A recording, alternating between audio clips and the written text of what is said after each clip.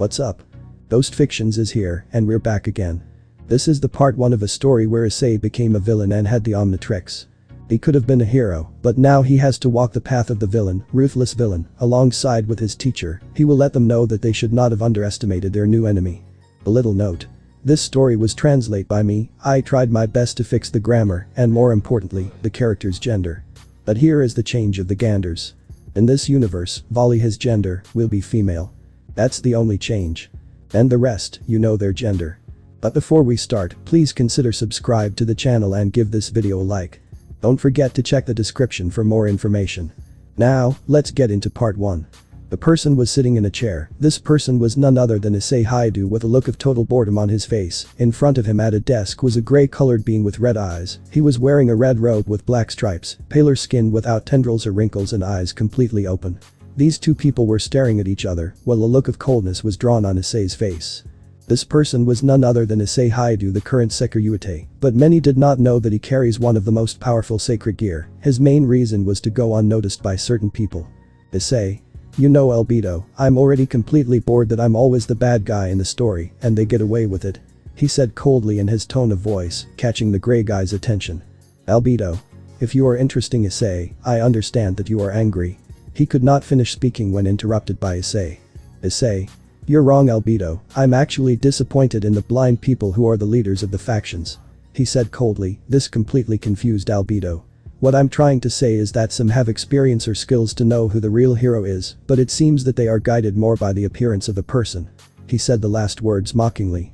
Albedo. Actually, I would like to understand you Issei, but I have always played the role of the bad guy and not that of a hero without a cape. He said seriously, to which Issei just looked up at the ceiling. Issei. Yes, my brothers always tell the story of their horrible and bad brother. He said with irony in his words. People like them are not worth protecting, but tell me who else will do it, fake heroes or the bad guy in the story. He said with sadness in his voice. Albedo. We are not people to judge others, mainly because we are not perfect. He said angrily in his words. Issei. Just by living, people hurt others without knowing it. As long as humanity exists, hatred will also exist. He said, before seeing a clock with black and red details next to Albedo. Love ends when betrayal begins, but I have never known love because I have always lived in endless betrayal. He said, while extending his right hand to the clock that was on the desk. Albedo. You are willing to change the world even if it means getting innocent blood on your hands. He said seriously, to which Issei just smiled under, while Albedo watches as Issei takes the watch in his hands. Issei. I don't want to do good things, I want to do greater things. He lifted his gaze and stared at Albedo as he put the watch on his right hand. Albedo. In that case I entrust you with this version of the Omnitrix created by myself. He said proudly in his words as he slowly disappears before the gaze of the brown hair boy. 2 years later. The factions had managed to seal the beast of the apocalypse, the Trihexa. Everything was tranquility at that time, more than anything peace. Among those people who managed to reseal the Trihexa were 3 outstanding people, which are Sekiryuutei, who practically owns the sacred gear where Kromkruch's soul resides. An evil dragon known as the Crescent Circle Dragon and is said to be the strongest evil dragon. His brother's sacred gear is called Cursed Moon. Sekiryuutei, who possesses a sacred gear which resides the soul of Tiamat. A dragon and the only woman among the 5 great dragon kings. She is a blue dragon known as the Chaos Karma Dragon. The name of her sacred gear is named Imperial Chaos. Valerie Lucifer, who carries the sacred gear in which resides the soul of one of the 2 heavenly dragons who is Albion, the White Dragon Emperor. The name of his sacred gear carries the name of Divine Dividing. The 3 are considered heroes among all factions, or rather the first is the outstanding hero, but some people were traumatized by the fight of a being who is considered an artificial demon created by Rizavum Livan Lucifer. Among those people who was affected by this was none other than the most beautiful seraphim of heaven, Gabriel. That creature, in the words of the leaders, had decided to judge the seraphim Gabriel for the worst sin she has committed in person, and that was to judge in the name of her father, Elohim. They did not understand what he meant, but it seems that the one who ended up paying dearly was the seraphim Gabriel, who now had a lifeless look in her eyes. Sometimes she started to scream out of pain, anger and fear, but not fear of that creature, not fear was itself. Many tried to look for him, but it seems that they never found him. It was as if the earth had swallowed him up. From one moment to the next another creature appeared with that symbol on its chest. This was during the attack of the Inferno Alliance. This being had played bowling with the DXD team. He was a bowling ball creature, and they were the Pines. In the end they all arrived with a sign that a truck had passed over them. Some gods like Zeus or Odin saw this with an analytical look.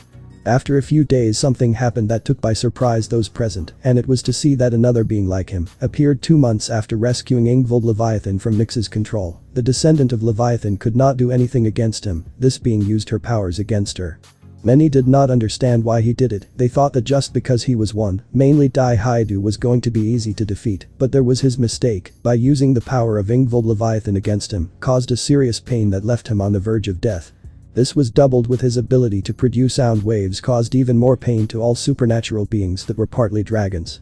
Ingvold Leviathan realized that her sacred gear was extremely dangerous, so she stopped singing, so that no one would use her songs and powers against her. It hurt her a lot that they have taken away her passion for singing, it hurt her in a great way. Currently in the underworld, many leaders of different factions were gathered, angels, fallen angels, demons, gods of different mythologies, as well as important beings in the supernatural world, just like the anti-terrorist group DXD. On the side of the angels is their current leader the Seraphim Michael, next to him was his sister the Seraphim Gabriel, the most beautiful woman in heaven, as his escorts were Irina Shidu and Griselda Quarta. Of the fallen angels was their current and new leader Shemhazai, on the right side of this is Barakiel, and on the left side is Penemu. Of the demons there are the current 4 Mass, the Mau Lucifer Surzich's Lucifer, the Mau Leviathan Seraphol Leviathan, the Mau Beelzebub Ajuka, and the Mau Falbium Asmodeus. Of the Yaukase is their current queen Yasaka with her daughter Kunu. On the side of the vampires were Valerie Teeps and Elmenhold Karnstein. Of the gods of Asgard is its leader Odin with his son Thor, as an escort is Gondel. On the part of the Olympians are their leader Zeus, along with Hermes and Athena, other gods such as the god of destruction of Hindu mythology Shiva. There was also Indra as the king of the gods and lord of the sky in Hindu mythology. He is also the god of war, storms and rain.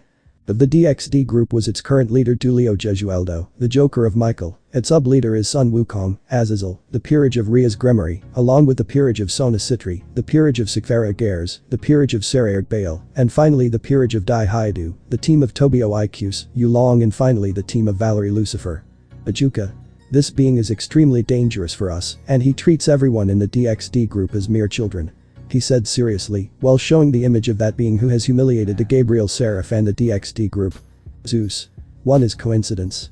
He took the floor while raising one finger. 2 is coincidence. He gritted his teeth in frustration while raising another finger.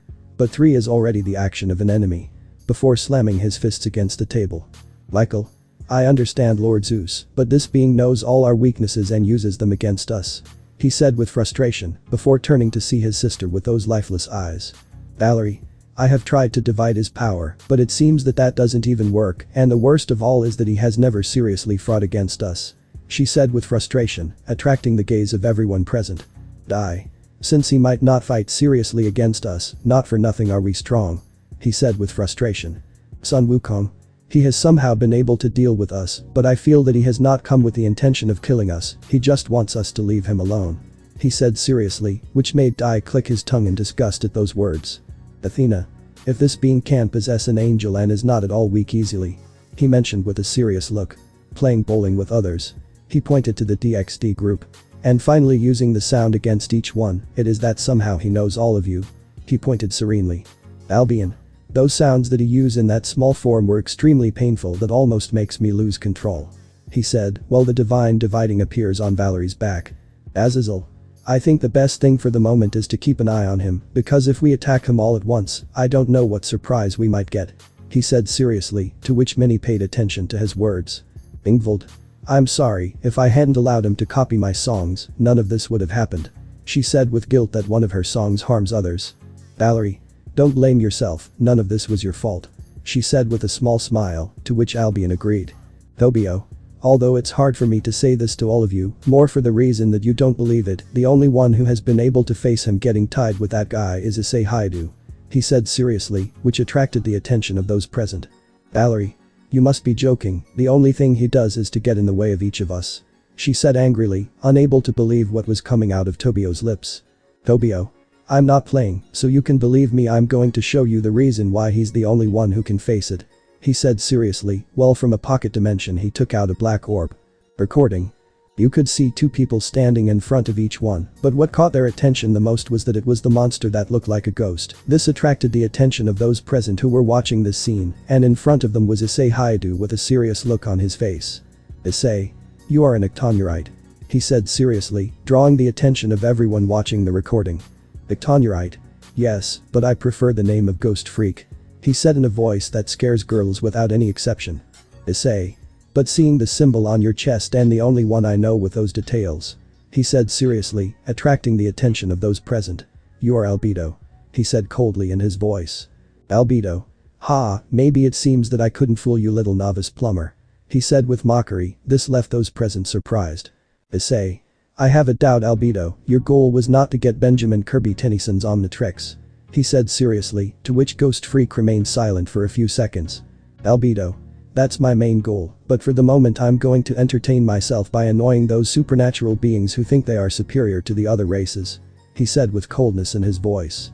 Issei. I'm not going to allow you to attack them like that, he said seriously, as he lifts the sleeve of his hand, showing a green and black watch. Albedo.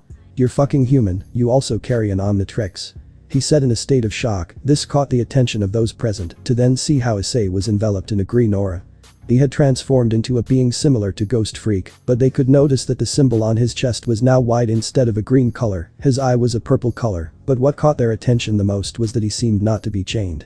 Issei. In order not to confuse us, you can call me Sekiryuutei. He said calmly with a voice a little more serious than that of Phantasmatic. Ghost Freak. Sounds good to me, let's see if you can keep up with me. He said excitedly. The two at one moment became intangible and then appeared in front where both began to struggle for good that he was stronger than the other. Sekiryuutei. What did you do to the feather face? He asked coldly. This attracted everyone's gaze, but Seraphim Gabriel was hurt by those words. Ghost Freak. I just showed her the truth and her possible future come true. He said with mockery, to which he upset Sekiryuutei. Sekiryuutei. So that was it? He said indifferently, before turning intangible and appearing behind the Albedo. I don't care what happens to her, what bothers me the most is that you hurt innocent people in your attacks. He said coldly. While Sekiryuutei's hands turned into claws and he scratched the face of Ghost Freak, which surprised those who watched said recording. After a few minutes all the factions watched as Albedo and Issei fell to the ground without signs of being able to move. It seemed that they had reached their limit. At that moment they see how Issei returns to his human form without any injury, while he pulls out a kind of pistol from a pocket dimension. Issei. Last words, Albedo. He said with a small smile, while pointing that strange weapon at him. Albedo. You trust yourself. He said mockingly, before turning intangible, where Issei could only grit his teeth in frustration. End of recording. Everyone couldn't get out of their surprise when they saw that Haidu and Iko Haidu's older brother could face that being, but they noticed how the Issei's attitude became more and more arrogant with every passing second of said fight, but at least they already knew the name of their enemy. Zeus. Perhaps it seems that the boy knows more than he seems. He said calmly. This caught the attention of those present, but everyone's doubt was won. Yes, Issei Haidu had that object because he didn't use it before, but Tobio Ikus was a little surprised by that fight. It seemed as if the two of them were acting somehow, and he wasn't the only one. Another one of those people who thought the same as Tobio was Athena, Elemental Karnstein, Seraphol Leviathan, Sona Citri, Azazel and Ajuka Beelzebub. Ajuka? It must be my imagination or these two knew I was recording them. He thought seriously, seeing that both of them did not change their fight place, mainly Issei Haidu. Surziches. I'm going to ask Grafia to go find Issei Haidu to answer some questions we have. He said, to which most agreed with that idea. That bastard had that power and he hid it from me. I refuse to believe that we are on the same level now. He thought with frustration, as he turns to look at his peerage, especially Ingvold Leviathan. Meanwhile with Issei Haidu. You can see Issei lying on the roof of the Haidu mansion, which had a look of total tranquility on his face, in that he raises his hand, and a butterfly stands on his hand with great tranquility. Issei just stays watching the butterfly. Issei. So many are going to want answers from me, I can imagine what's going to happen, mainly among those brats. He thought coldly, while looking up and watching the clouds. The image of his fight between Albedo passed in his mind. Instead of looking like a look of concern, a smile of mockery etched on his face appeared on his face. Issei. The factions will try to recruit me or try to take the Omnitrix from me. He said coldly, before looking at his right hand with the Omnitrix on his wrist, in that the sun shines and you can see something unique. Half of the Omnitrix turned a red color, while the other part was still the same shade of green. Issei seeing this could not help but smile with some mockery on his face. Issei. I could have cured Ingvold completely, but a temporary medicine to make her suffer will be more than enough. He thought with some mockery, remembering that Ingvold needed to take some medicine, which was stolen by Dai Haidu and given secretly to the mentioned. If my calculations don't fail me, the medicine will run out in about 3 days at the most. He thought again when he saw the scared face of two people. A memory came to his mind of a conversation he had with Albedo a few days ago. Flashback. There was a brown hair boy watching with a bored look the fight between Valerie Lucifer and his brother Dai. For him this was a children's fight because of the way they both fought with each other. Albedo. Your brother, if he is trying to follow he pass to your rival Issei, it makes me laugh that many people think he is a hero. He said with mockery, to which the brown hair boy agreed with him. Issei. You're a little right, it's a pity that she rejects him like that, but I don't understand why. He said calmly, while still watching the fight with a look of coldness on his face. Albedo. The reason is simple, when you used Pellerota Arburiano you showed that he is not worthy to be her mate. He said with mockery in his tone of voice, but Issei grimaced in disgust. Issei. Accepting her as my mate, in the past I wouldn't have thought twice. Well, a small smile appeared on her lips. But now realizing what kind of woman she is, I'd rather be single than be with a woman of her kind. He said, while erasing that smile. Albedo. By the way Issei, never help people who are not worth it, if they want something tell them that you win with it. He said seriously, while looking at the Omnitrix on Issei's right wrist. There are still more improvements to be made so that it reaches its maximum potential. He said seriously, to which the brown hair boy agreed. Issei. Sometimes I want to kill them for all the suffering they've done to me to the point of wanting revenge. With the passage of time I've realized that I gain nothing with that, I'm just going to self-destroy myself. He said coldly, as he activates the Omnitrix and moves the dial until he finds the transformation he wants. Albedo. The most powerful transformation, if you are crazy to humiliate all of them. He said with a mocking smile on his face. End of the flashback. The brown hair boy came out of his thoughts when he felt that something was covering the rays of the sun, to which he slowly opened his eyes to see in front of him the strongest queen of the underworld. Issei. One could make a side that is disturbing the beautiful view. He said calmly, to which Graphia raises an eyebrow at the brown hair boy's comment. Graphia. I'm sorry Haidu, but the leaders of the factions request your presence. She said seriously, to which Issei grimaces in disgust. Issei. But I'm not attached to any of those factions, I'm just a simple human. He said calmly, while keeping his eyes closed. Graphia. In that case, I have no choice but to take you by force. She said seriously, but at that, the brown hair boy opens his eyes and for some reason took a step back. Graphia. Issei. So we have those, in that case because I don't do the same thing Albedo did with Gabriel. He said coldly, while the Omnitrix is reflected through the sunlight. Graphia Lucifuge, the memory of the lifeless state in which the Gabriel Seraph ended came to her mind, to which she was put on guard by seeing the brown hair boy with his hand on that watch on his wrist, while drops of sweat were visible on her forehead. Issei. Better finish with this, but for once I say don't waste my time. He said coldly, as he puts down the dial of the Omnitrix. Minutes later. All the leaders of different factions listened to the footsteps of two people, to which I greatly annoyed Dai Haidu, who tried to hide it with a fake smile, while some gods saw all this seriously. The door in a matter of a few minutes was opened, where Graphia Lucifuge entered. Behind came Issei with a bored look on his face with his hands behind his head, all this while seeing the ceiling of the living room. Serziches. Thank you Graphia for bringing him here. He said with a small smile, as he sees the brown hair boy not paying attention to any of those present. Aiko. Brother, have more respect for the faction leaders.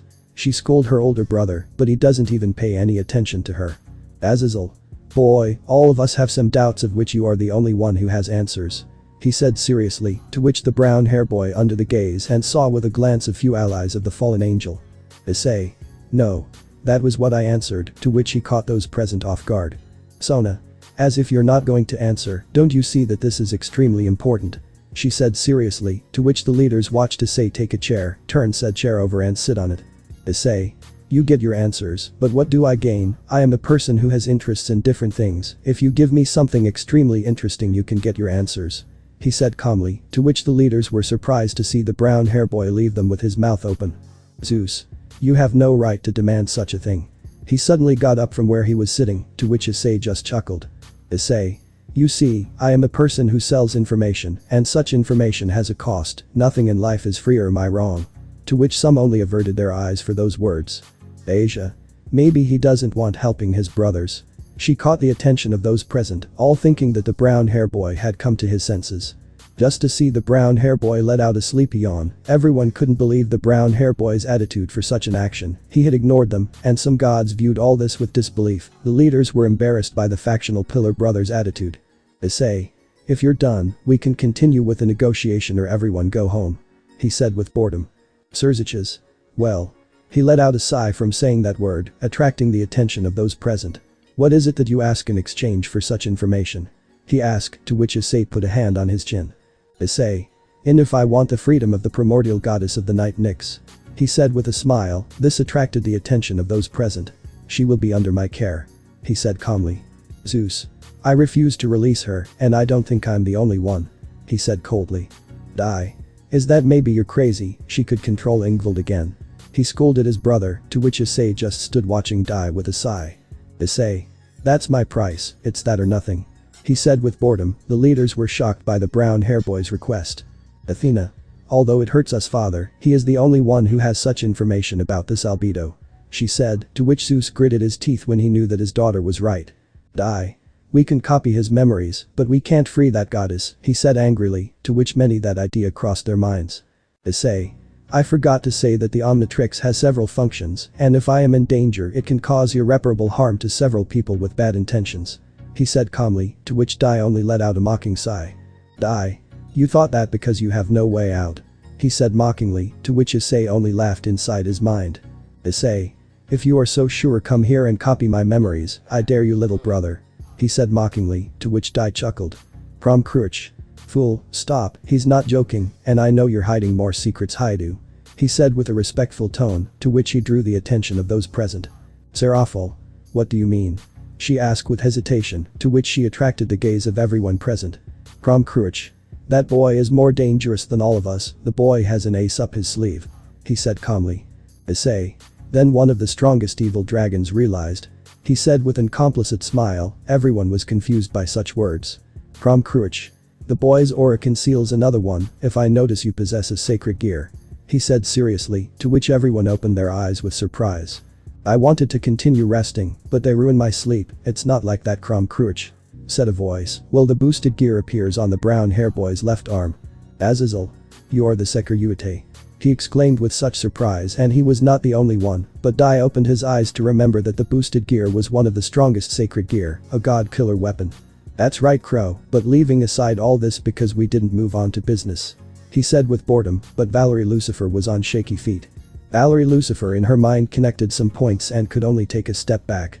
Issei Haidu was not normal, if he could face that guy without the boosted gear where both are even, while she was humiliated by the enemy with great ease. "Valerie. If he hasn't used his sacred gear until now it's because there was no need, and if that's added to that he had that watch. Imagine where he loses in the worst way, and she knew one thing, she had no chance against him." "Zeus. Just because you have a sacred gear doesn't make you." He was interrupted by Valerie Lucifer, who seemed to be trembling with fear. "Valerie. Shut up, maybe you don't realize that he hasn't used his sacred gear against that guy," she said scared, which made the eyes of those present open. "He is far above us," she said with fear. The desire to fight against her rival had completely disappeared. "Issei. Ha, also with the Omnitrix in my right hand I have achieved something interesting," he said with mockery, while in the boosted gear's hand some flames appear. The leaders and gods recognized those flames and added cold for it. The flames of domination. "Michael. The boosted gear no longer has its limiter, so now it is at its maximum capacity," he said nervously. Now everyone understood that inside that room there was a real monster. "Issei. Exactly," he said innocently. "The truth only interests me to be at peace, but it seems that I can't because of you," he said seriously, attracting the gaze of those present. "I just want to live a life of tranquility, but no, you come to disturb. I don't owe you anything, so if you want something you have to give me something. Nothing in this life is free." He mentioned the obvious for those present, who didn't know what to answer to those words of the brown hair boy. "Zeus. You don't get it brat," he decided to go against it. He couldn't finish talking when he saw how the brown hair boy interrupted him. "Issei. But here we have other people who have betrayed the factions, or am I wrong?" he said coldly, to which Azazel wanted to deny said words. "All for wanting information, mainly to work as a double agent, or am I wrong, ex-leader of the fallen angels, Azazel?" To which he could not say a word. "Aiko. Look brother, you better stop that arrogant attitude, and you better help us," she scolded, to which Issei just turned to her with an emotionless look. "Issei. You're challenging me?" he said with mockery, to which Aiko swallowed saliva by the look of Issei. "I heard more to leave this attitude. Well, I leave aside this attitude, but they're not going to get information from me, and now do what they want, because they won't get anything out of me," he said coldly, before activating the Omnitrix and squeezing the Omnitrix symbol, while a green glow surrounds him. "Issei. See factions, if you want to negotiate you already know what my price is for such information. He said in a cold voice as he disappears on the ground. The leaders of the factions were between a rock and a hard place. Many needed those answers to go against that albedo guy, but their only source of information leave them with a word in their mouth. After that day Dai Haidu tried to threaten his brother to give him the Omnitrix, but it seems that Issei had beaten him to it and had disappeared in front of all the people. Many tried to look for him, but it was as if the earth had swallowed him up. From one moment to another albedo began to attack the factions more forcefully, which left them with a bitter taste to face that creature that only observes them with great indifference on his face. Another victim of Ghost Freak was Akeno Himejima herself. She was emotionally dependent on Dai Haidu.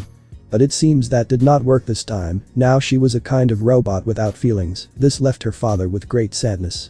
Another person who received a hard blow was Ingvild Leviathan. She did not understand why her disease returned and gave her at certain times, so she asked for help and opened her eyes with fear to see that her disease was slowly returning. If she used her magic again, carelessly, she would fall into said disease in the worst way and without being able to tell it. She refused to think about such a possibility, so she was removed from the DXD group for taking a lot of risk. From Dai Haidu he no longer heeds or cares about her. I don't understand what was happening. Currently, the descendant of Leviathan was looking down as she watched people pass by that mansion that was the Haidu residence. Ingvild, what is going on? She asked in fear of being pushed away by the person she loves. He doesn't pay attention to me anymore and only does it when others tell him, she said sadly as tears appeared on her eyes. She just looked down with sadness while trying to stop the tears, but ended up breaking down in tears. She didn't understand what she did wrong, but at that she hears the sound of someone passing by the door of her room. Out of curiosity she approaches the door, only to open it slowly and see Issei Haidu with a bored look on his face and could see a grey creature on his right shoulder. Issei. If life has been difficult, it's not like that my friend. He said calmly. The features have it complicated at the moment. He said calmly as he continued walking. Maybe it seems that you are right, these factions are coming to an end very easily and their hero just turned out to be a poorly made lie. He said with boredom. This greatly annoyed Ingvild. Issei. I'm no one to criticize, but factions can do whatever they want. He said as he walked in the direction of the rooftop. After a few minutes Ingvild had managed to hide close to Issei Haidu, and that creature that was on his shoulder did not understand what was happening. It left a bad taste in her mouth and she felt that something was slowly falling apart. The creature, as Ingvild named it, it just stopped where a fence was, where Ingvild could see it perfectly. Issei. You know, I must thank you for the help you have given me. He said calmly while showing the Omnitrix.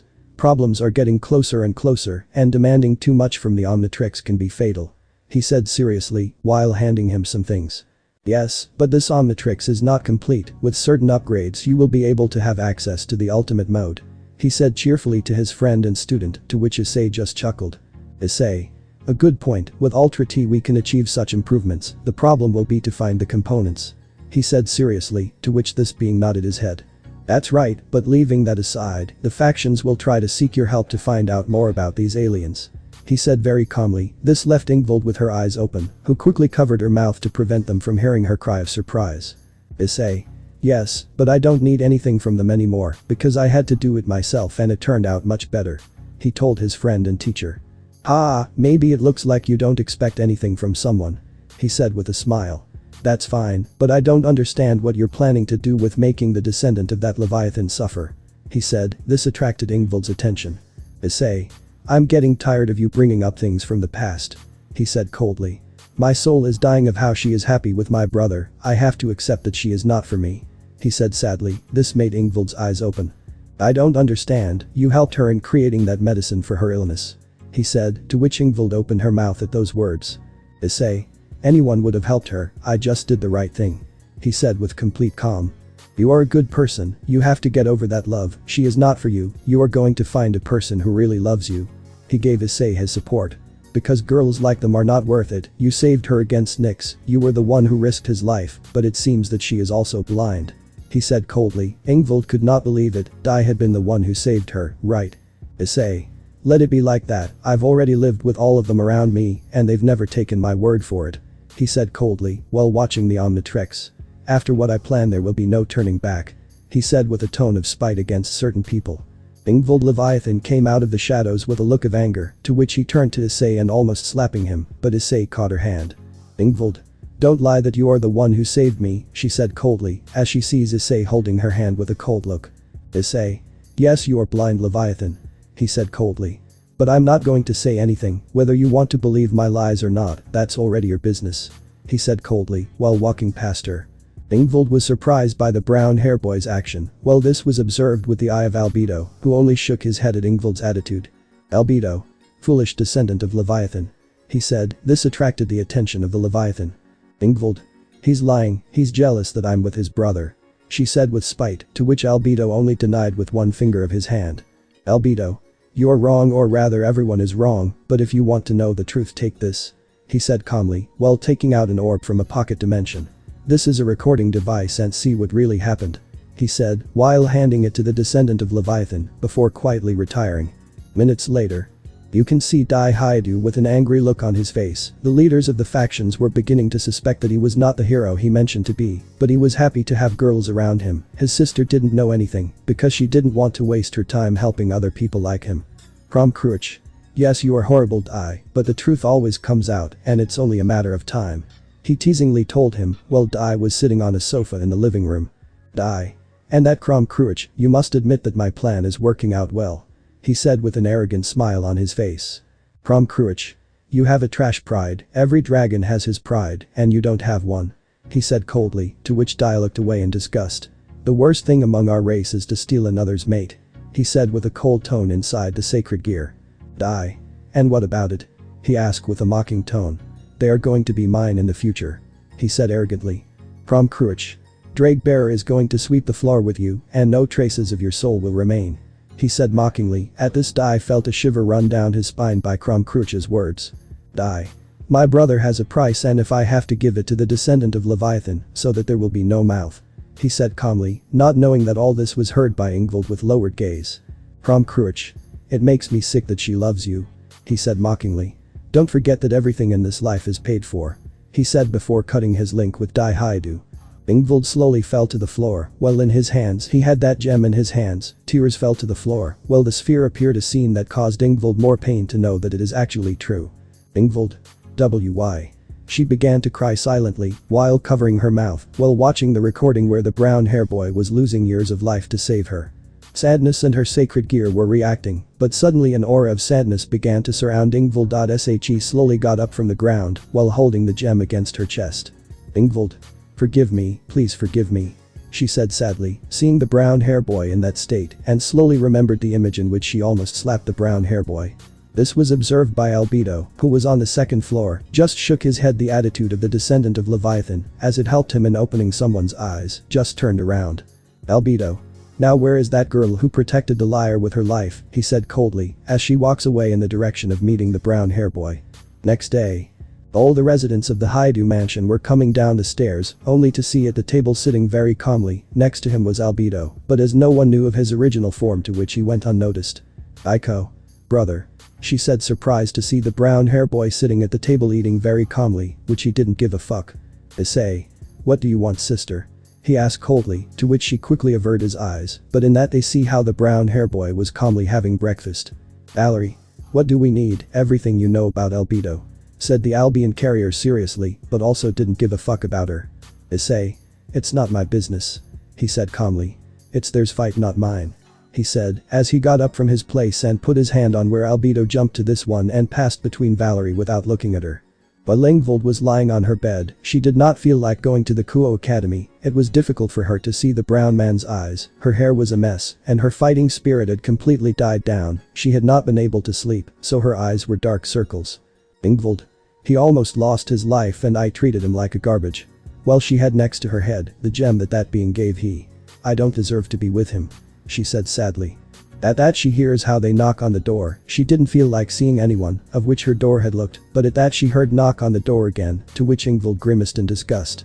To which she lazily gets up from her bed, where she forcefully opened the door with her eyes lowered. Ingvild. I don't want to see anyone, you don't know that I want to be alone. She shouted angrily at every word came out of her mouth. Sorry to bother, but I just came to deliver something to you. He said calmly. That voice was recognized by Ingvild, who looked up and saw in front of her room, Issei. Ingvild. Issei. She whispered softly, she didn't understand why the brown hair boy was in front of her.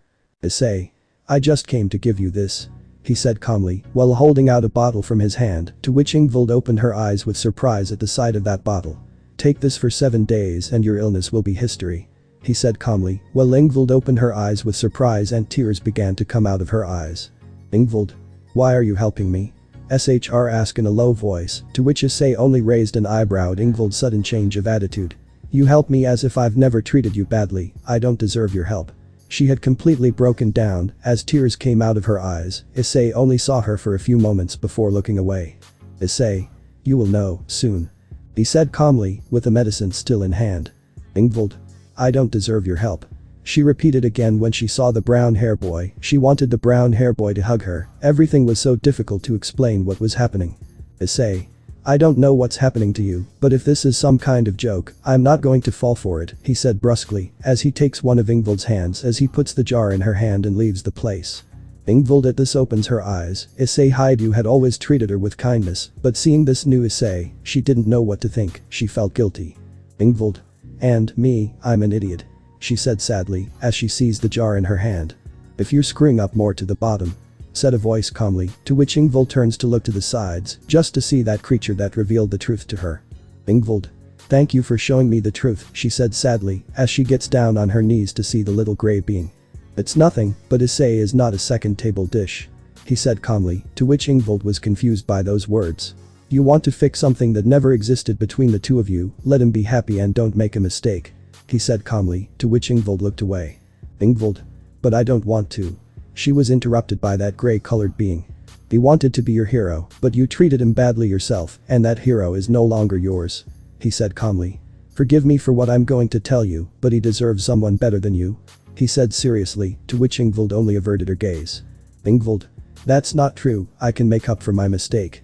She said sadly, to which Albedo could only shake his head. You can repair your mistake, but someone else has already taken your place in his heart.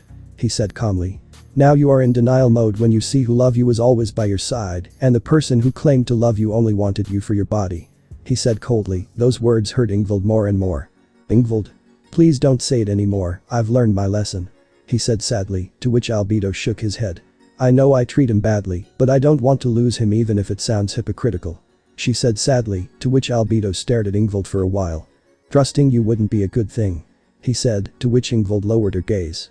What do you promise me that you won't make the same mistake? If you trust other people just for a pretty face, you are capable of doing the same thing again. He said coldly, before passing by Ingvild, who was shocked by the creature's response. Albedo walked slowly through the Haidu mansion. If he had several doubts in his head, if his apprentice Issei could forgive the descendant of Leviathan in the future, but seeing that the girl only wanted a free forgiveness instead of earning it, she was denying the sad reality of that girl, who was actually had been taken her favorite toy. In the afternoon, Issei Haidu is observed with a bored look on his face, while Valerie Lucifer's team, Ria's Grimory's entourage and Dai Haidu except for Ingvild Leviathan, in addition to Arena Shidu, were watching the brown hair boy with a serious look, but he didn't even pay attention to them. Issei. There is something called personal space, now leave me alone. He said coldly, without taking his eyes off his cell phone. Aiko, upset by her brother's attitude, takes away the cell phone. Issei, seeing this, just grimaced in disgust. Aiko. Stop acting like a brat, we need your help. She demanded to her brother, who only stood there for a few minutes. Issei. I was clear with you, you release Nyx, and I release the information I carry with me. He said coldly, to which he greatly upset those present. Hiroka. How can you be Dai's brother? She asked mockingly, looking fondly at Dai. Issei. Oh great, a motherfucking slut kid. He was interrupted by his sister. Aiko. Stop joking, innocent people are suffering because of that Albedo, and with your help we can prevent those people from suffering anymore. She said angrily about not being able to help all the innocent. Issei. How cute, that's why you don't have a boyfriend. He said with a mocking tone, which earned an angry look from those present. They can't even stand a joke. He said with feigned sadness. Issei's attitude was getting on their nerves. Rias. If you had helped us, Akeno wouldn't be in that state. She blames the brown hair boy, while pointing out to her friend that she was dead in life. Issei. First, don't come to blame someone else for your mistakes. He said coldly, to which Rias was going to complain. You can't force me to say something I don't want to talk about, you take care of that guy, I'm just a simple spectator of all this. He said coldly, while he takes his cell phone and retires in silence. Valerie. Your attitude has already had enough of us, so I'm going to beat the truth out of you, she said, while holding Issei's shirt by the collar, who did not seem worried about this. Issei. It hurts you that he humiliates you, not being able to do anything against him, and you want to have a small advantage to beat him. He said coldly, to which Valerie opened her eyes with fear. It seems that I'm not wrong, you're afraid of losing to him. He said mockingly. Arthur, seeing all this, tries to separate them, but from one moment to the next, he sees Valerie Lucifer flying out, so everyone approaches her and sees a cut on her cheek. Surprised, he turns to look at the brown hair boy and sees a sword in the brown hair boy's hands. Albion. That sword is not normal, Valerie, it is bathed in dragon's blood, and if so, it may be a dragon slayer. He informed his wielder, who opened her eyes in terror when she saw that sword in the brown hair boy's hands. Issei. I wonder what these idiots would think if they find out that this is the real Ascalon. He said mockingly, although it was stolen by Albedo, he handed it to the brown hair boy to have an ace up his sleeve. Valerie. You. She said with fear, at which the brown hair boy moved his hand and the sword disappeared. Issei. I didn't say anything before, but now I'm not going to stay with my arms crossed. If you try to touch me again, now you'll have to think twice. He said coldly. By instinct, Valerie crawled back. At that moment, Issei feels a sword in his neck, only to see Udo Kiba with a holy demonic sword that is pointing at his neck. Kiba. I'm not going to let you hurt them. He said seriously, to which Issei put a look of coldness on his face. Valerie watched as Issei drew that smile on his face. It caused her great fear. Behind it, she swore to see the transformation of Issei into that ghost. Valerie. Get away, everyone run. She cried out in fear, but it was already too late. Everyone saw how an emerald glow surrounded the brown hair boy, only to see that ghost again that entered Kiba's body. Riaz was scared. She didn't want Kiba to go through the same thing that happened to Akeno, only to see how Kiba started hitting himself. He was screaming when he saw how Kiba broke his own arm himself. Issei. Kiba. You're not going to entertain me, we're just playing. He said with a smile. Your screams are music to my ears. He said before seeing Issei coming out of Kiba's body. He pulled away far enough, only to see Riaz Gremory standing in the middle, watching as Issei stopped in front of her, tears coming out of her eyes. She wasn't going to let him keep hurting Kiba. Riaz. I'm not going to let you keep hurting him, so you'd better stop, she said with nervousness in her voice. Issei. I hope you understand this well, Gremory. I don't plan to help them without anything in return, and I'm not afraid of hurting others. I'm not like my brother, I hope they remember. He said coldly, before flying in the direction of his room. When Riaz saw that the brown hair boy was no longer close, she could only fall to her knees. Asia Argento was trembling with fear because of that situation. She felt useless because of what was happening, but Dai Haidu only saw all this with fear. The Fae. What kind of monster is he? She asked in fear, as she sees Kiba lying on the ground. As long as he was screaming in pain, she couldn't move to help her friends. Arthur. He is someone to be feared. The best thing for the moment is to keep our distance from him. He said seriously, to which LaFay agreed with those words of her brother. Riaz. A monster, he's worse than a monster. She thought in fear, as tears started to come out of her eyes. Near the door of his room, he returned to his human form. While he seized the Omnitrix in his right hand, he had lost control of the Omnitrix again. Issei. It's not long until I completely lose control, he said coldly, while his eyes shone a shade of green. Greg. If you are at the limit, all your accumulated hatred will bring great destructions. He warned the brown hair boy, which just gritted its teeth. Issei. I know, I won't know how long I manage to keep my sanity, but I warn you once and for all that nothing will be the same as before. He told him sadly. Next day. You could see Serzich's Lucifer next to his queen and wife Graphia Lucifuge. On the other side was Auden next to Azazel. In addition to Michael, they were serious about the situation that happened last night. Azazel. Perhaps it seems that the Sekiryuutei is no one to play with, he goes with the intention of killing. He said seriously, to which Serzich's gritted his teeth at the sight of his sister trembling with fear. Auden. If we add that to the surprises he gives us, he is someone to be feared. He said with a hand on his chin. But it makes me curious if he was always this strong. He said with an analytical look when remembering the state in which Valerie was left. At that everyone listens as Ingvild Leviathan was coming down the stairs with a sad look on her face. At this Dai Haidu approached her, mostly to keep that everything was going well with her, but Ingvild passed by without paying attention to him. Everyone was surprised by Ingvild's action. She was previously attached to Dai Haidu, but seeing her do this left them in doubt. With nothing to say, went straight to the kitchen. Auden. It may seem that the brat is avoiding Dai. He said with a mocking tone. But leaving aside the love problems of our pillar, we must discuss a negotiation with the Sekiryuutei. He said seriously. At this Serzich's looks up. Azazel. Before you say anything Serzich's, we need him to beat that guy, before being his brother. He pointed to the Gremory heiress. You're one of the current mass. He told him seriously, to which Serziches knew he was right. Azazel. After a few minutes Ingvald Leviathan came back with a cart where he brought several cups of coffee. I silently handed each person in the room a cup, to other people I handed a chamomile tea. Ingvald just stood still to the side. Well, this was being seen by Dai Haidu. For some reason he felt nervous about the look the purple-haired Princess Diva was giving him. Azazel was looking on another sofa at Valerie Lucifer, who was in a situation similar to that of Ria's Gremory, who was accompanied by her entourage. Azazel. What is going on in this house? He asked in his mind, since the brown hair boy he had previously seen would not have behaved this way, something must have happened. Ria's. He can't be free. She said with fear. This attracted the attention of those present. He's not afraid to kill us, they should lock him up. She said scared, which attracted the attention of Serziches. Auden. I'm sorry Gremory, but we need him to fight Albedo, without him we will be at a great disadvantage.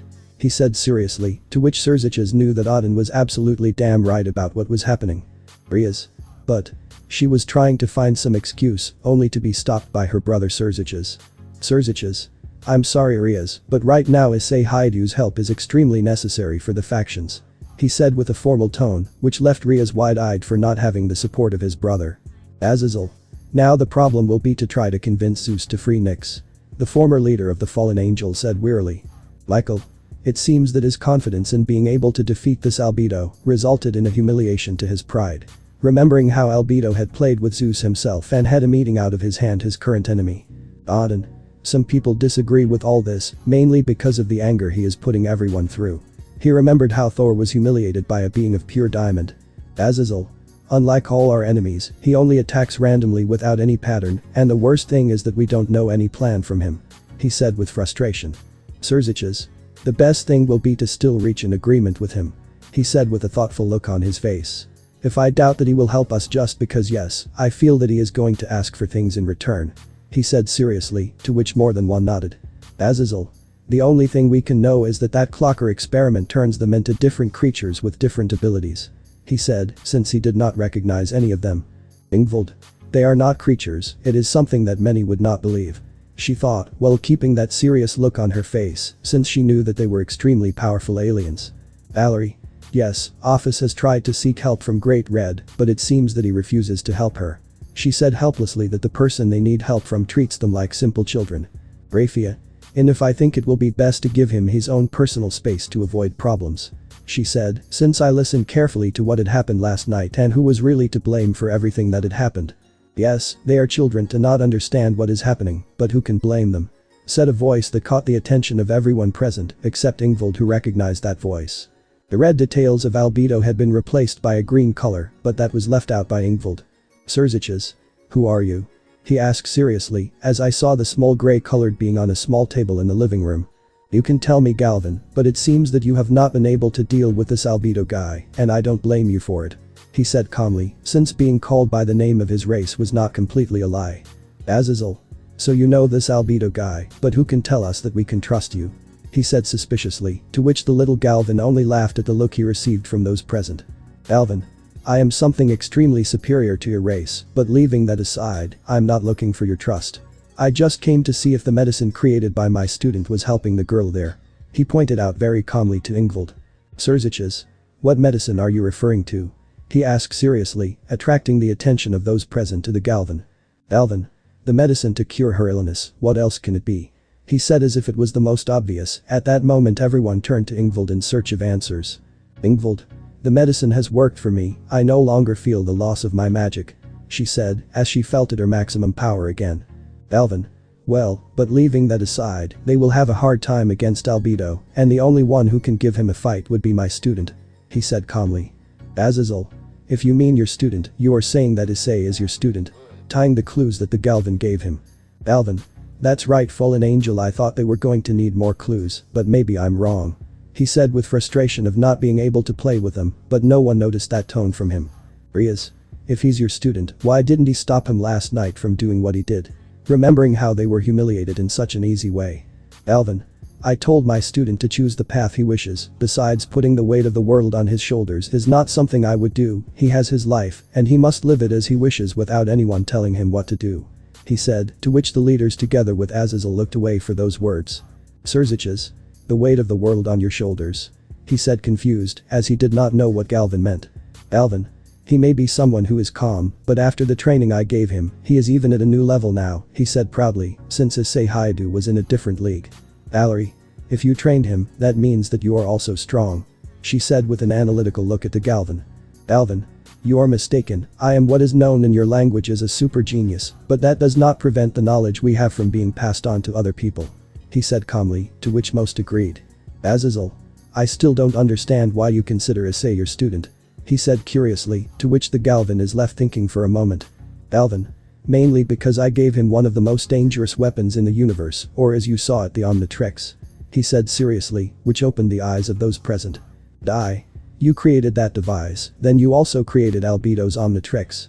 He said seriously, he wanted to be the only one with that power. Ingvild just put a sad look on seeing Dai's attitude. Galvin. You're wrong, the Omnitrix was created by Asmioth as a tool of peace and an act of repentance after the destruction caused by his previous creation. He said seriously, which drew the attention of those present. Albedo, due to wanting recognition of Asmioth, built an Omnitrix, his own Omnitrix. He said coldly when naming it. Azazel. By saying that it is a dangerous tool of the universe, that means that what is inside it are aliens. He said with wide eyes. Galvin. Yes, what else did you expect, but the Omnitrix was created for other reasons, but it seems that I have said too much for the moment. He said calmly, as he left, leaving those present with more doubts. By the way, never try to use it, any of you, or you will pay a high price. He said seriously. After Galvin left, everyone was with looks of dismay because of what was going through his mind when thinking about that device. Azazel. Maybe it seems that the boy has more surprises for us than we think. He said with irony. Auden. Without a doubt the world, or rather we are not the only ones in this universe. He said seriously, with a headache when thinking about different alien races and knowing which one was real. Dai. This shouldn't be happening, I should have that power, he's just another hindrance of this world. He thought angrily, while seeing his hands and thinking that that power could have been his. Ingvild. He wanted to be a hero, and it seems that we denied him. The worst of all is that he wanted to be my hero.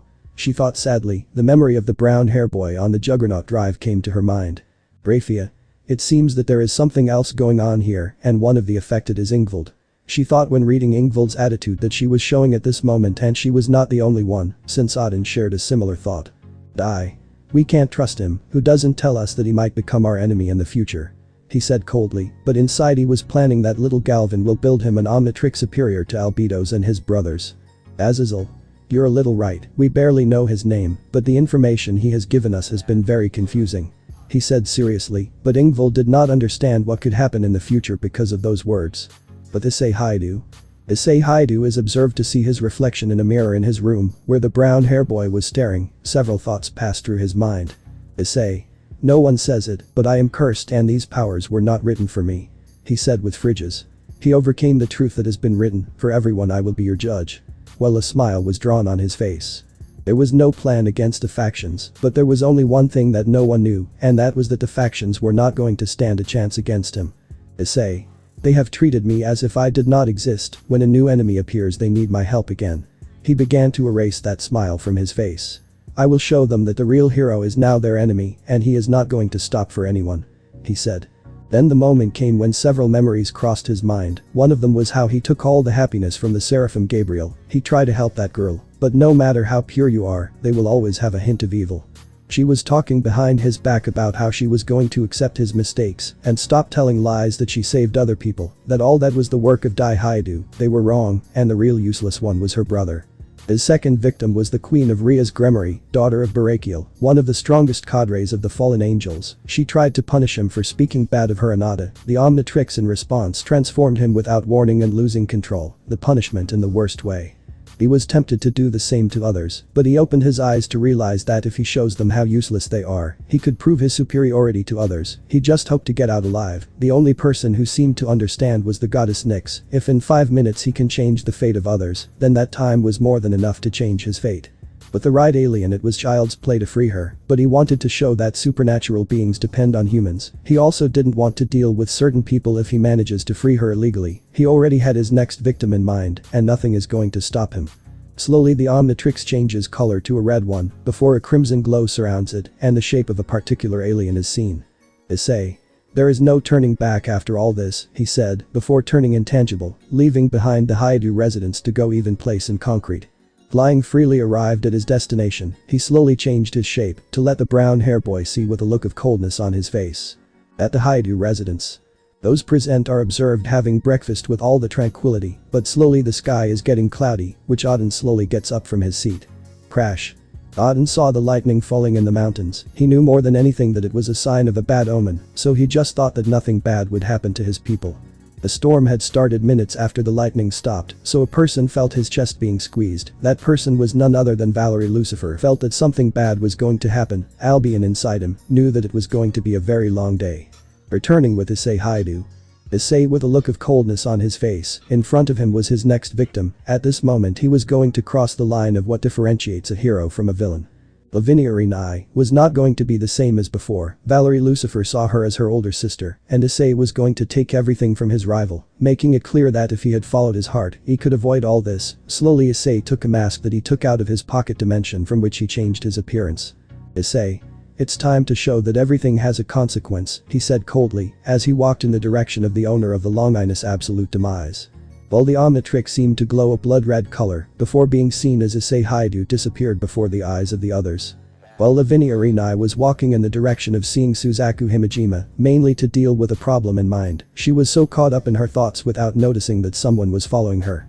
Slowly the sky was changing to a tone equal to that of the dimensional gap, to which he is confused of what is happening. After a few seconds he hears the footsteps of a person, but is surprised to see a 16-year-old boy with white hair, pale skin, red eyes, black eyebrows, and what stands out the most was his red jacket with black stripes. It didn't seem anything special, but in that she sees how the being lifts the left sleeve of his hand, revealing a red Omnitrix. Tobio Iqs had warned her about him, but seeing him in a human form left her confused. Lavinia. You're that Albedo guy, she said seriously, to which the white-haired boy drew a smile. Albedo. You think about how to escape from this place, but that thought is far removed from reality, since this place will be your own grave. He said calmly, as he stops in front of Lavinia Rinai. Lavinia. I think you are underestimating me, don't think that you will be able to beat me so easily. She said seriously, to which Albedo denied those words with a finger. Albedo. I don't believe that, I'm sure I'll be able to beat you, after all I'm a supreme being. He said seriously, to which Lavinia got angry at those words. Of a moment Albedo disappears from her sight. Lavinia at this begins to look for him with her eyes, while activating her sacred gear Absolute Demise, where she sees a crimson glow above her, where she opens her eyes to see the one with a unique large-sized, bulky, magnet-colored shape with rock skin, a giant mouth with teeth that are also made of rocks, and a bright red molten lava planet core in the center of her body. His feet are tan with 3 toes, and he has 3 fingers and a thumb on each hand. Albedo. I present to you the negative gravitac, let's see how strong you are. He said, as he sees how he holds her knees and stays floating up to her. Then Lavinia's mind passed the image that this monster took the form of a planet, so she had only one thought. Lavinia. I won't have it easy, she said, while the doll behind Lavinia was staring at Gravitac. All of a sudden a blue glow blinded the entire pocket dimension, where Gravitac kept that smile on his face. Hours later. You can see Albedo cleaning the dust, while in a small crater, you could see Lavinia Rinai with several wounds who barely managed to stay awake, but fatigue was catching up with her. Before closing her eyes, she saw how Albedo was leaving the place with great tranquility. Lavinia. Sorry guys, I don't think I can get out of this one. She thought sadly, while a small tear came out of her eye. But Suzaku Himejima, she was worried about her friend Lavinia Rinai, who has not appeared, so she went out to look for her. She also called the others, if they did not know anything about Lavinia, but it seems that no one knew anything, except that she went to visit her. This worried the others.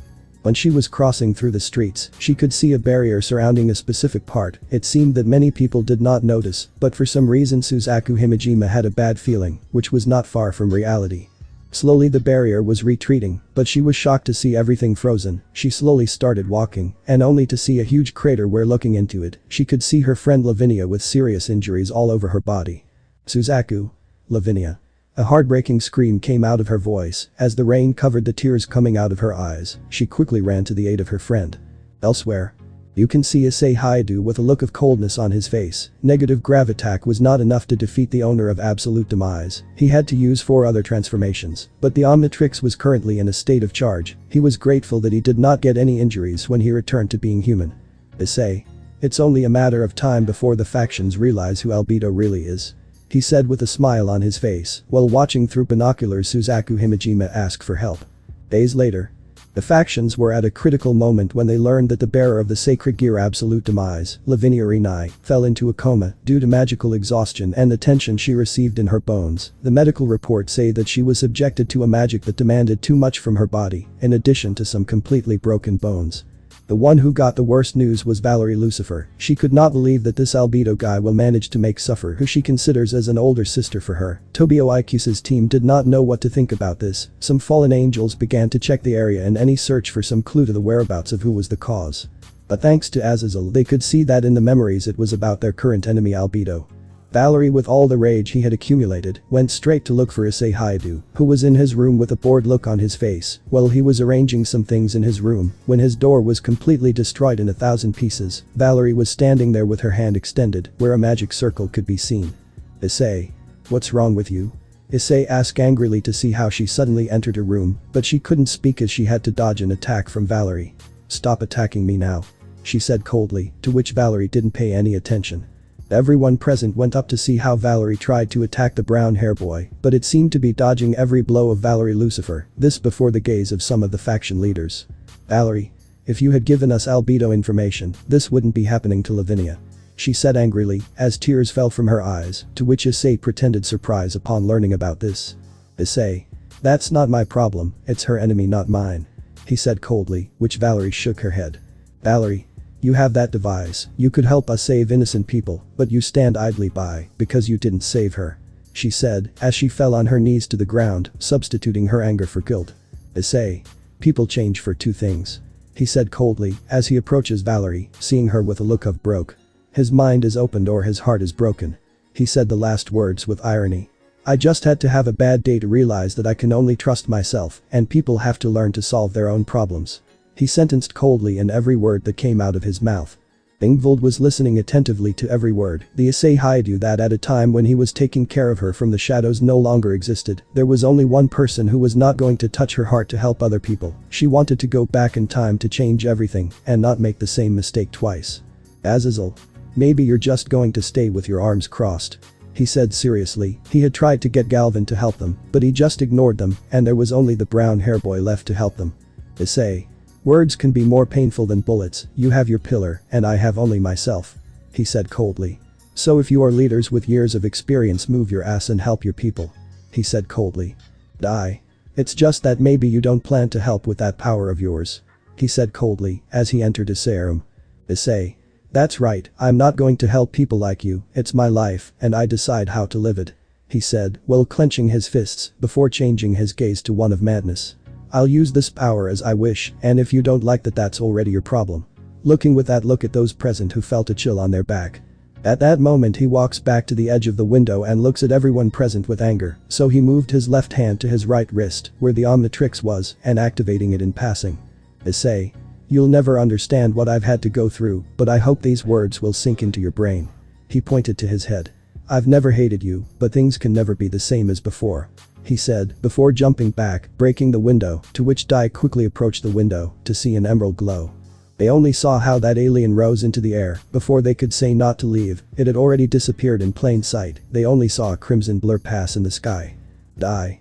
Damn, he has the potential to be a hero, but he only uses it for his own benefit, he said with anger and jealousy, which Ingvild only saw with a look of coldness. Since that day the brown hair boy had completely disappeared. Ingvild wanted to scream in pain because of what was happening. It was painful for her to see Issei with a look full of hatred. She realized that the one and only true hero ceased to exist a long time ago. Ingvild, Leviathan's nightmare. The descendant of Leviathan could be observed walking with great tranquility, which did not explain the reason why she was wearing a wedding dress, which when she saw in front of her, she saw her own reflection in a kind of mirror. Ingvild. What is going on? She asked herself as she tried to look for some answer, but there was none. And that he hears how the door was opened, where he could see Graphia Lucifuge with a small smile on her face. This completely baffled the purple-haired. Graphia. Yes, it's been a long time, Ingvild, she said calmly, to which Ingvild was confused by those words. Ingvild. What does Graphia mean? Ingvild thought with hesitation, to which this one approaches to hug her. Graphia. It's not obvious that to your wedding with Dai Sama, she said calmly, but Ingvild opened her eyes in horror, suddenly shook her head at that thought. Ingvild. Tell me this is not true, this must be a horrible nightmare. She said fearfully as she took a step back. Brafia. Stop joking Ingvild, this is the day you've been waiting for so long. She said confused, to which Ingvild could only shake her head. Ingvild quickly turned to see her reflection in that dress again, but suddenly her outfit changed to when she was wearing the uniform of the Kuo Academy. She did not understand what was happening, to which she quickly saw that the corridors were completely empty, to which she walked slowly, she felt scared of what was happening. In that she observes that Issei Haidu was walking very calmly in a corridor, so she didn't think twice and started walking in his direction, only to see that the brown hair boy stopped and was turning his back on her. With nerves she approached him, but when she was going to touch his shoulder, a voice pulled her out of her thoughts, only to see in front of her something that made her open her eyes. She was in front of her, but that was impossible, she was behind Issei. Issei. What do you want? He asked with a tone full of hatred. Issei was silent for a few minutes, before starting to laugh, this left Ingvild surprised nightmare. Issei. I understand what you're saying. He said with a small smile on his face. Apparently the apple never falls far from the tree. He said seriously, this attracted the attention of the real Ingvild. Ingvild nightmare? What do you mean? She asked with a frown. Issei. In the end you are not so different from the other demons, and especially from your Leviathan family. He said coldly, to which the Ingvild of the nightmare tried to slap Issei, but Issei easily stopped her. Ingvild nightmare? I couldn't be with someone like you. She said angrily. After all I is a better person than you. She said, while showing a mocking smile on her face. Ingvild. That's a lie, he's my hero, he gave his life to save me. She said sadly and angrily, while claiming the fake Ingvild. The real Ingvild walks in the direction of the fake Ingvild, when she is close enough she slaps her, but something happened that scared her, it's past her as if she were a ghost, that made her open her eyes with fear. Ingvild nightmare. You see this, all this is happening because of making the worst mistake of your life. She said mockingly, as the scene changes to be completely dark and a light that illuminates both the real and the fake Ingvild. Ingvild. No, this shouldn't be happening. She said with fear, which the fake Ingvild denies with a finger and a smile on her face. Ingvild nightmare. It's already happening, you had your chance with him. She said as if it was the most normal thing in the world. But I am the representation of your mistakes. She said with a mocking smile on her face, as she sees the real Ingvild in the face. The end of Ingvild Leviathan. Ingvild suddenly got up, only to find herself in her room. She brought her hands to her face, where she could feel her face wet. With that nightmare she was losing something important inside her. Ingvild. If I had realized the truth, maybe things would have been different. She told herself sadly. I just hope I can fix my past mistakes. She said sadly. She got out of bed, which is why she got out of bed, it was still early in the morning. Sometimes the memories of how she treated the brown hair boy she saw when she closed his eyes, maybe if she was looking for the truth or showing what really happened to others, they would open their eyes of what had really happened. But then she imagined the brown hair boy refusing to help such hypocritical people who had been crawling in search of his help.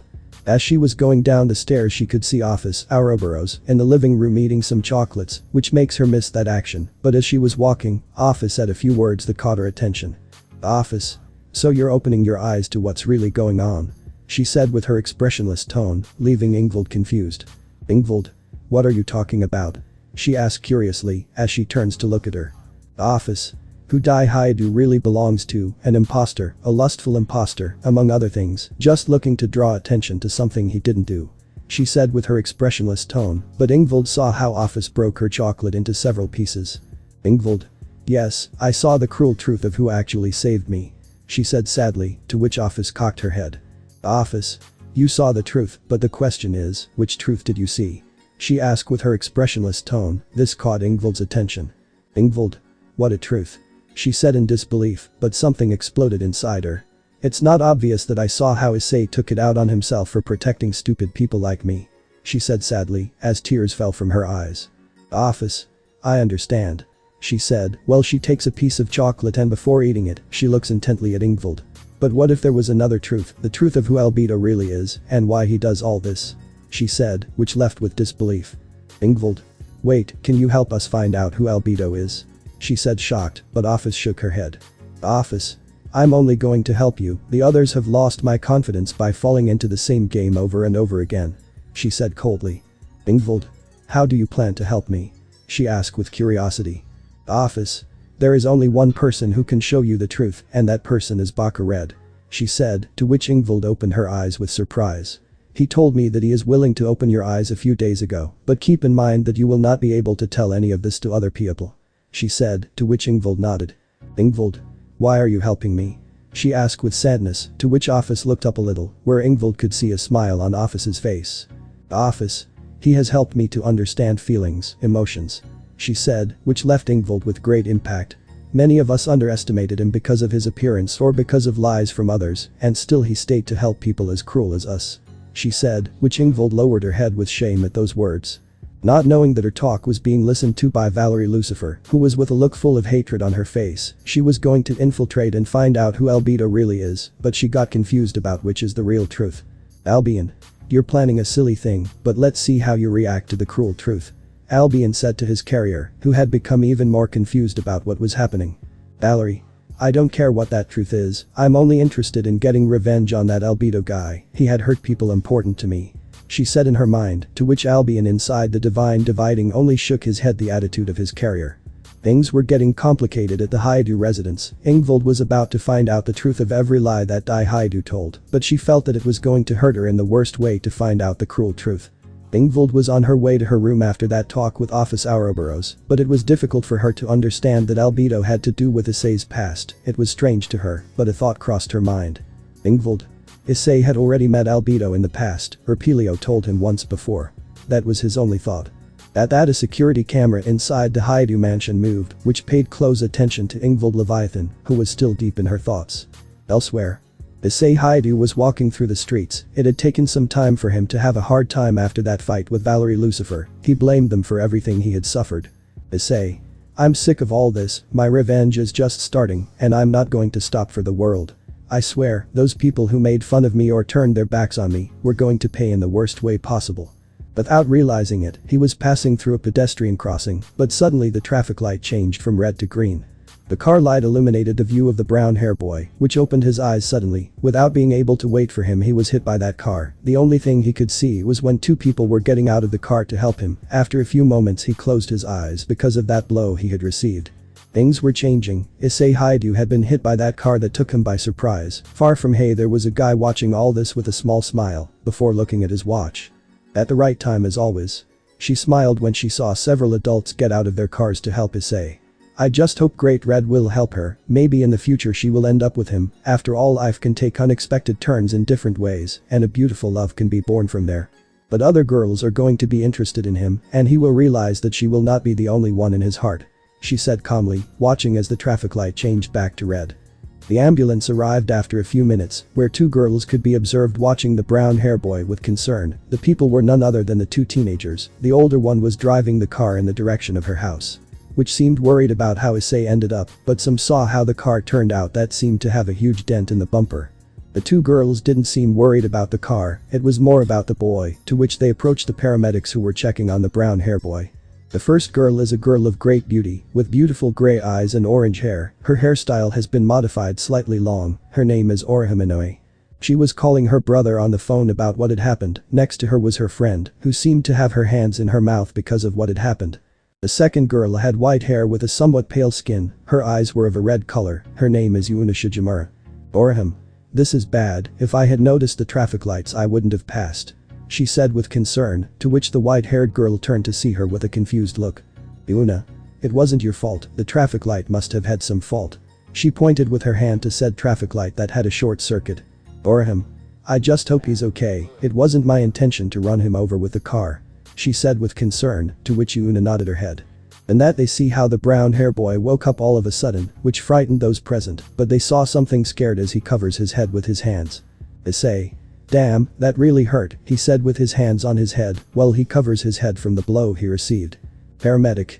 At least he is in perfect condition, it will be best to take him to the hospital to see if he is okay, said one of the paramedics, while Issei sighed in annoyance. Issei. It was just a slight bump, it's not a big deal, he thought, looking that he was the center of attention of several people. Issei cursed his luck of what had happened. He had to pretend, so he had no choice but to get into the ambulance heading to the hospital, while holding his head in one hand and pretending to lose his balance. Greg. Partner, it looks like things are getting complicated with your clone, he informed him, to which Issei made a small grimace of disgust on his face as he climbed with help to the ambulance. Issei. What do you mean?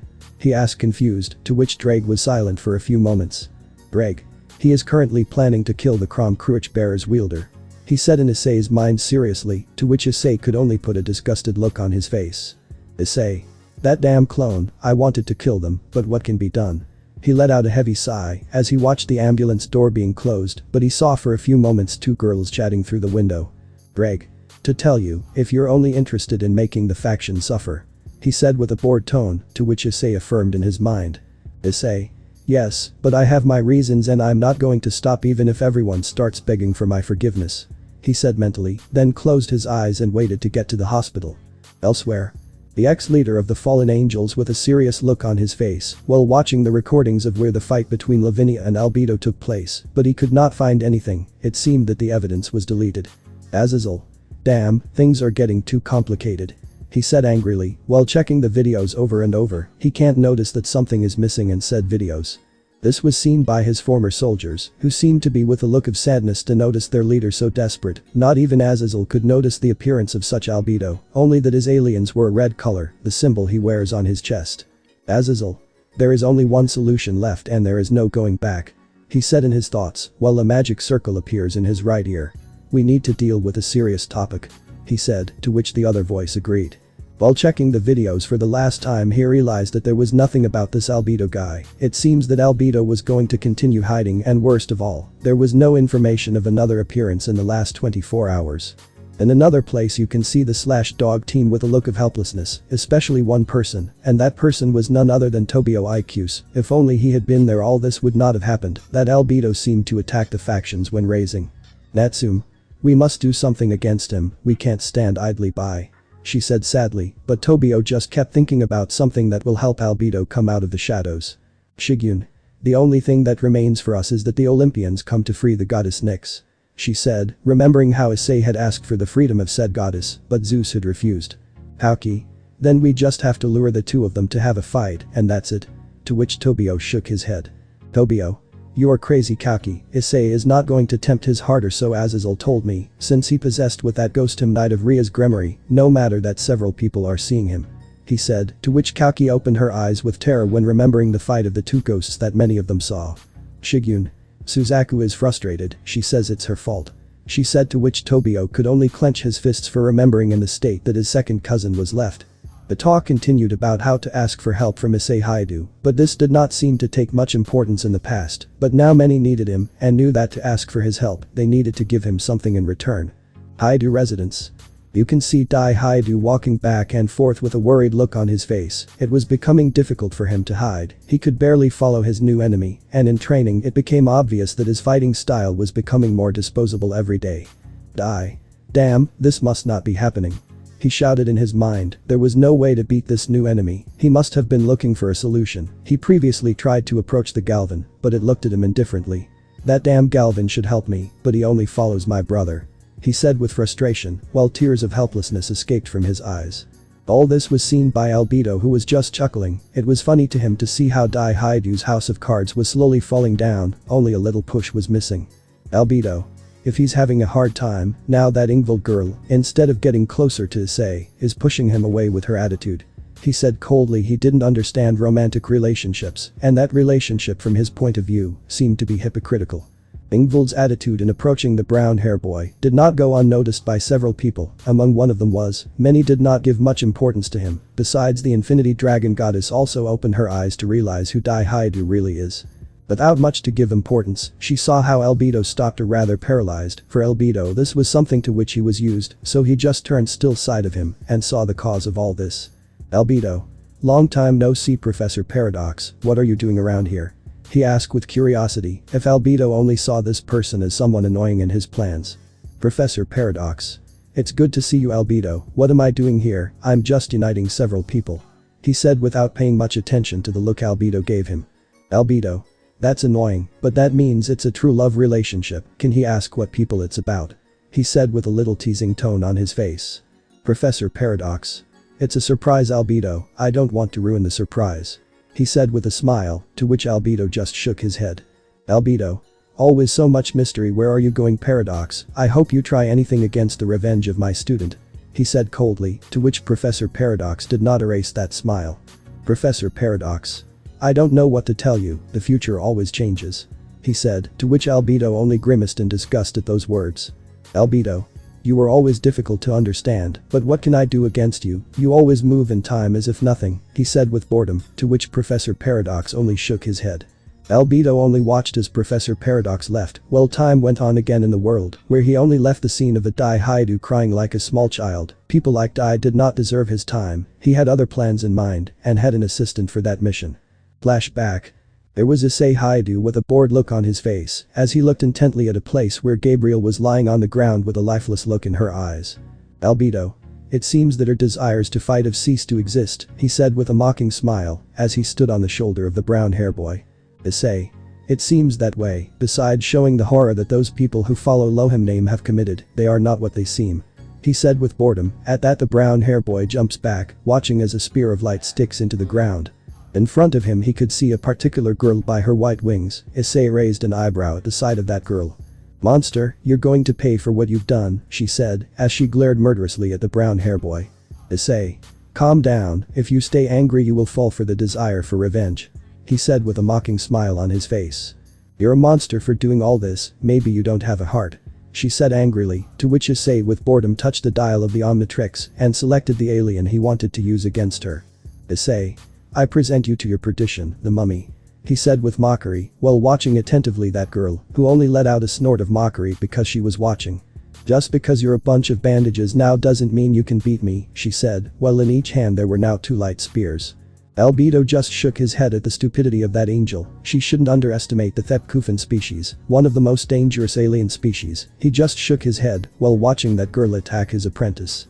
The girl opened her eyes to observe how the mummy threw several bandages at her, to which she rose in the air in order to avoid them, but these were extended with the intention of tying her up. If you are made of bandages it will be easy to cut them. She said confidently, as she throws herself at the brown hair boy in order to cut it in two with a smile on her face. Albedo. Foolish angel, Yahweh will be disappointed. He thought. A few inches from the brown hair boy, bandages had come out of the ground, which took the girl by surprise. She could not move and the spear she was holding had fallen to the ground with a thud. Issei. It seems that you are trapped Angel Sama, but you will be useful to me in the Angels faction. He said with a smile, to which she looked at him with an angry look on her face. I'm not going to cooperate with cruel people like you, nothing in this world will force me to join you. She said with a determined look on her face, to which the mummy just shook her head. Issei. If I want to prove something, we'll see if it's true. He said calmly. They say that power tends to corrupt, absolute power corrupts absolutely. He said while leaving his chest uncovered, letting something show that the angel felt a chill because of what was in the chest of the brown hair boy. What is that?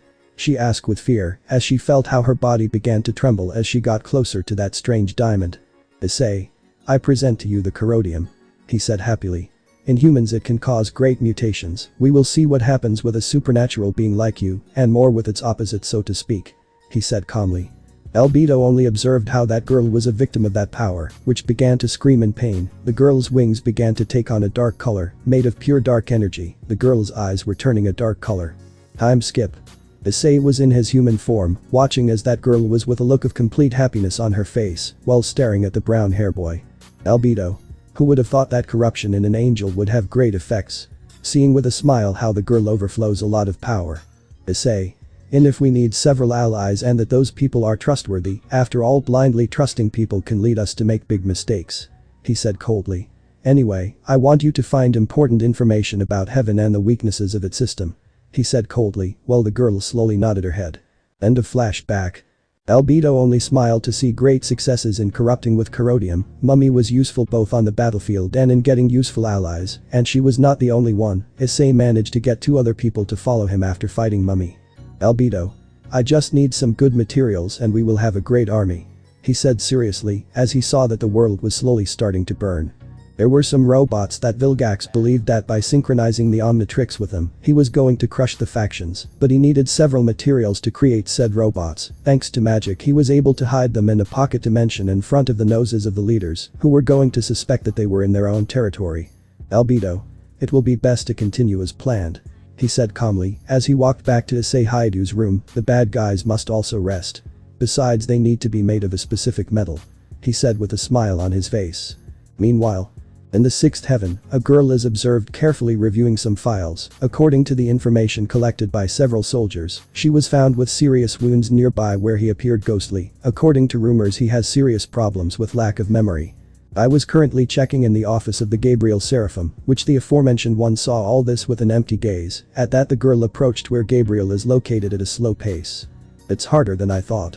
There must be a way to get more information, she said while watching Gabriel intently. Gabriel. Father. He could barely say those words. Wait. No, you are your Elizabeth, she said as she saw one of her brave saints. Elizabeth. I know, the power that Issei showed me was enough to know that we angels are weak, she said with a too sweet smile while touching the Seraph's cheek with one hand. Seraphim Gabriel could only watch all this as tears of frustration escaped from her eyes. Somehow the alarms of heaven had somehow been modified. Elizabeth. I hope the others will be lucky with their mission. Issei will not be happy if we show not to be useful to him, she said with frustration of having failed her master. While going back to check the information, it could be seen that her eyes turned a dark purple color. Elizabeth. He will be the one who will guide us till new world, she said coldly as she left with the Seraphim Gabriel from that office with a single goal. Gabriel. I'm so sorry, Elizabeth, this wouldn't have happened if I had trusted Issei-san. She thought guiltily of what was happening. At the Haidu residence. It was already daylight where everyone was having breakfast, where Ingvild Leviathan was apart from the others. She was finally going to be more about the truth that Issei Haidu was hiding, but she had a bad feeling. Ravel.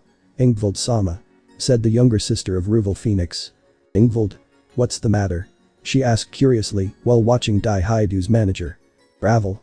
It's just that I see you extremely distracted, she said with concern. You seems not to be well, she said with the same tone of voice. Ingvild. It's okay, I feel perfectly fine, she said with a fake smile. Whom I want to fool, I feel like I'm the worst, she thought with a reproachful look. Ravel. If you say so, she said unconvinced. By the way, you reminded Dai-sama of today's agenda, she said calmly.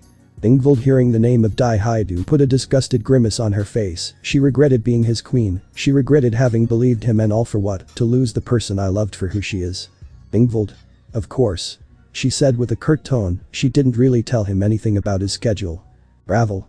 Okay, by the way, we must see that it happened with some things, she said. At that she saw how Ingvild shook her head. Ingvild. I'm sorry, Ravel, but I have an extremely important engagement to attend to today, she said seriously, to which Ravel did not see any lie on Ingvild's face. In that they observed how the little Galvin was going with a rocket backpack on his back in the direction of the kitchen. This caught the attention of the present when they saw him crossing in front of them. Ravel. How rude you are for crossing between us, she said with annoyed look as she saw the Galvin floating in front of her. Galvin. It shouldn't matter to you, after all it was just an accident, it's hard to control these things, he said with a guilty look, but actually he had done it on purpose. Ravel. You. She was interrupted by a hand that was placed in front of her. Ingvild. It wasn't his fault, Ravel-chan, besides you want to annoy him if he didn't do anything to you, she said coldly, to which Ravel was surprised by the tone Ingvild used. Ravel. I understand, she said angrily while clenching her teeth because of the frustration she felt at that moment. Ingvild. By the way, Galvin-san, we can talk in private, she said while Galvin was silent for a few seconds. Galvin. Of course, he said while he wanted to stay away from the blonde-haired girl next to Ingvild. Ingvild started walking to the living room while being followed by Galvin at the side of Ravel Phoenix. This was seen from the second floor by the descendant of Lucifer Morningstar. Valerie. That bastard, she said with frustration, remembering how she told her to build him a weapon to kill Albedo, but she received a no as an answer, which upset her greatly. Many were looking for his help, but it seemed that Galvin was not going to give his hand to twist. Valerie, in a fit of rage of how they hurt Lavinia Rena, used hypnosis. She was not thinking about what she was doing, but it seemed to have no effect on her, because she was mortally wounded by the hands of a certain red dragon for doing such nonsense. Returning with Albedo and Ingvild, the latter was sitting on a sofa for one person. At the small table in the living room was Albedo with a serious look on his face. Galvin. What was that you wanted to ask me? He asked with some curiosity, to which Ingvild breathed Ondo for what he wanted to ask. Ingvild. I want to know what I'm doing wrong, she said honestly. Albedo was getting an idea of what she wanted to know specifically. Every time I want to get closer to him he moves further and further away, she said with a lowered gaze, to which Galvin remained silent for a few minutes. Galvin. Your way of thinking, he said directly. This made Ingvild raise her head in disbelief. saying that nothing happened and starting something that never existed is bothering him, since she thinks it's a joke on your part and you're telling him to his face that he's a second-hand dish, you're just confusing him more. He said coldly, while Ingvild remembered all the times she looks for the brown hair boy and it resulted in failed attempts. Ingvild. I just don't want to push him away anymore. She said sadly. The room they were in had a spell to prevent anyone from listening to them. Alvin. Seriously? He said sarcastically. Instead of him getting closer to you, you push him further away. I'm sorry for what I'm going to tell you, but you have to give him time. First you have to be his friend, and if something comes out of it, well that's another story. You have to support each other, have confidence in each other. He said seriously, to which Ingvild was beginning to understand his words. Ingvild. I understand, thank you for helping me. She said with a small smile. Alvin. I'm just telling you the truth, I hope you can heal his wounds. He said with a small smile. Because from his madness no one has his salvation anymore. He thought with that dark smile. But Issei Haidu. You can see Issei with a look of annoyance when he left the hospital. He had had more than one medical examination, and the worst of all, he was vaccinated against his will. Issei. I mean, I'm sick of all this, I want to go home and rest now, he said with annoyance as he walked out of the hospital. Before he could say anything more, he saw a policeman walking in his direction and could only curse under his breath about what was about to happen. Good afternoon, young man.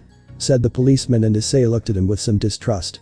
If you wanted to know if you are going to file any complaint against the person who tried to kill you. He said, to which Issei was silent for a few minutes. Issei. I'm sorry, police, but I was informed that where the collision took place there was a short circuit at the traffic lights. He said wearily. Policeman. I understand you, young man, but I think you are letting them go free without any punishment. He said, to which Issei just sighed, realizing what this policeman was trying to do. Issei.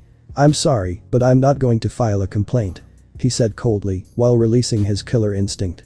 Besides, it will be annoying to waste more of my valuable time. He thought coldly. And Grigory. Several fallen angels could be seen running for their lives before the being that was making the place shake, and it was serious, as Azazel only saw that being with an angry look. Apparently he was not alone because they could not communicate with other factions. Shemhazai was leading people to safe areas, but when they were inside of that being, he limited himself to playing trample. If they flew, he played with his hand that was a fly swatter. In that he observes two people going in the direction of that being. Azazel only cursed loudly, since it was about none other than Barakiel and Penemu. Penemu? Damn alien. She said, while she seized the center, where the Omnitrix of that albedo guy was. You're going to pay. She said, while throwing a spear of light into his chest, but the being energy just blocked it with one of his fingers. Albedo. Don't bother, Crow. He said coldly, as he retracts his fist and throws a blow into the air that caused a huge blizzard of wind that sent the cadre Penemu flying. Barakiel just watched that blow. He could barely avoid flying out, but they didn't have it easy, so he created a huge magic circle with the intention of electrocuting him. The team of Tobio IQs were in Grigory with the intention of defeating that being, but he seemed not to pay much attention to them, in that they see how he raises his hand. Albedo. I have tricks too. He said coldly, while directing his hand to the Omnitrix. He wanted to make them suffer in another way, and he knew the perfect alien for this. The crimson glow surrounded him. Now he was the size of a person. He was a black being. He has a tail with a conductor, 2 antennas and some circles around his hip and arms, also some conductors in his hands. The symbol of the Omnitrix was red along with its one eye. Albedo. I present to you Feedback, but you can call him your majesty, Feedback Sama. He said arrogantly, which many gave him as crazy. How wrong they were. Barakiel. Don't be arrogant, you fucking brat. He said angrily, while throwing a holy lightning bolt, to which Feedback only sees this with a smile on his face. Feedback. Thanks for the old food. He said, as he absorbed that holy ray. But I'm kind of full, I give it back to you. As he shoots the ray of the drivers from his hands. He returned the attack to Barakiel, who was shocked, but Azazel understood why Albedo was using that alien. He just had something to say. Azazel. Damn. He said, before seeing Feedback start beating Barakiel up with everything he had, and besides using him as a battery with legs. Feedback. Thank you for helping me, Mr. Crow.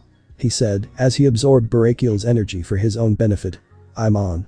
He said, as he hit his 2 hands, before lunging at the soldiers who were in support. Tobio. You'll pay for everything you've done. He said angrily, as he lunges at Feedback. Feedback just steps aside and lets Tobio go straight on. Feedback. Ole. He said with a mocking tone, while dodging. While the others tried to confront him, they saw how Feedback humiliated them like children, and more his way of mocking. This made more than one lose his temper. Feedback. It's time to use my legendary technique. he said with mockery as he throws himself to hit Tobio, who in an overside under the guard. First left. Before hitting him with that hand. Now right. And then hitting him with the other hand. He repeated the action. In an overside of feedback, his antennas were held by Jin, the sacred gear of Tobio IQs. At this he drew a little devil brand smile. Feedback. Wait, let go of me, you fucking mutt. He shouted while trying to free himself from Jin. Azazel. Apparently you're not so badass anymore. He said seriously as he approaches Feedback, which annoyed Feedback. Feedback. What can I tell you, everyone has a weakness. He said angrily while being surrounded by the /dog team, Penemu and Azazel himself. Azazel. Last words. He said coldly, to which Feedback stayed for a while thinking. Feedback. Just one, this is art. He said before a blue glow covered him. Everyone who saw that blue glow was scared in that they see how a shadow came out of that blue ray. With his arms crossed, he stood in front of everyone and said a few words. Feedback. They missed me, he screamed with excitement, seeing how people started running out of terror. You've bored me already, the best thing will be to get out of here. He said before flying away. After a while, several people could be seen leaving the shelters in fear to get closer to where the cadres were, but they saw with terror how some had burns on their skin, but the worst seemed to have been Penemu, who seemed to have several fatal wounds on her body. People were getting closer, including some doctors to help the injured. When a doctor approached a specific person to see if he still had a pulse, he got the worst news when he realized that he had no pulse. Everyone couldn't believe the person who had died from that explosion. It was a /dog team member, none other than Kaki Samajima. His heart stopped in his tracks.